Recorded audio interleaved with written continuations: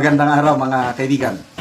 Bigyan natin ng reaction, opinion itong Facebook reel ni Congressman Manhik Manaog. Congressman na quote in quote. Katatawanan lang ito kay Leo Martires. Dito sa lakas ng mga party, may kasabihan tayo, if you cannot beat them, join them. Ay magbalimbing na lang tayo para kay Bibi Sara. Ito po ang inyong kabang lingkod, Congressman Manhik Manaog from the Lakas ng mga Party at your self-service.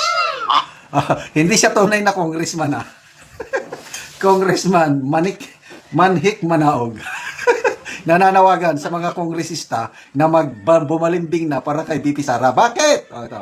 Ay, mga bayan, balita ko, pagkakataas ng trust rating nito si Bibi Sara. Okay, ito. May survey. Okta, sabi dito. Marcos trust ratings down.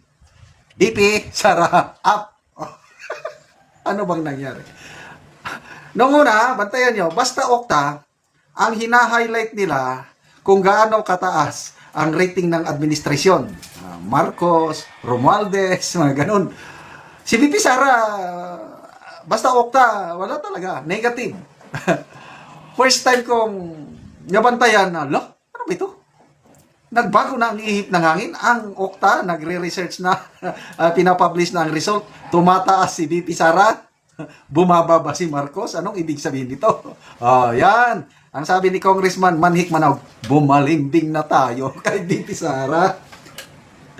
Aba, ay anong gagawin natin dyan? Kaya tamang-tama, dapat gumulong na yung impeachment complaint against BP Sara. Dahil yan laang impeachment ang makakapigil diyang kay BP Sara na maging presidente sa 2028.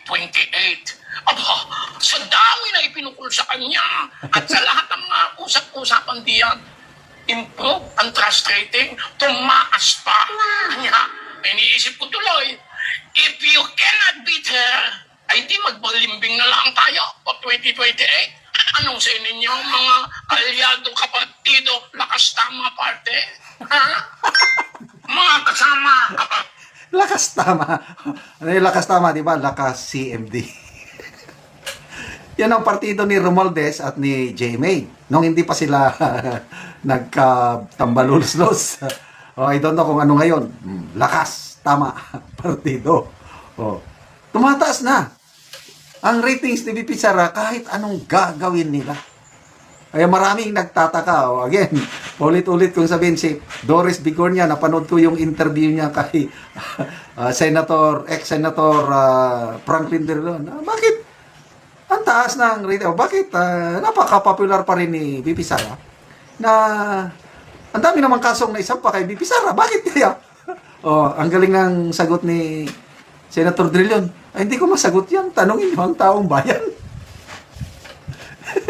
Tanungin niyo ang taong bayan. Ito. Okta Research yan ha.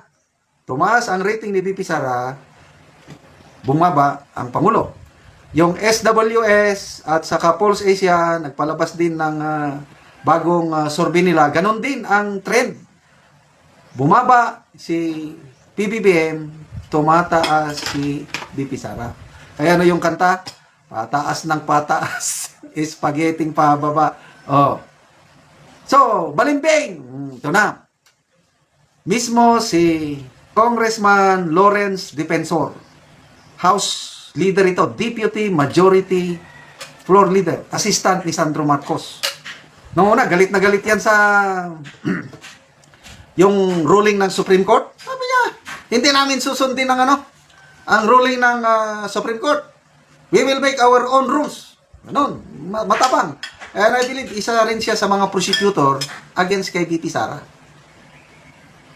Bago lang siya nagsalita, nabigla ko yung kanyang pag-amin na mahihirapan kami, sabi niya, na makakuha ng 1/3 ng mga kongresista para ma-endorse ang impeachment ni BP Sara sa Kongreso. Inamin niya yan sa interview. Anong dahilan? Hindi naman niya pinaliwanag kung anong dahilan. Kaya lang ang nagbigay ng paliwanag si Congressman Eli San Fernando, sabi niya, alanganin yung 1/3 dahil ang mga kasama naming kongresista, iniisip nila yung political future nila o pagtakbo nila sa 2028. Alam ng lahat.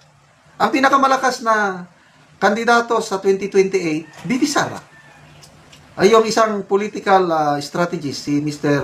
Gabriel, baka attorney to, Gabriel Claudio, political advisor ni FBR noon, FBR at saka Gloria Macapagal Arroyo. Ibig sabihin, marunong ito.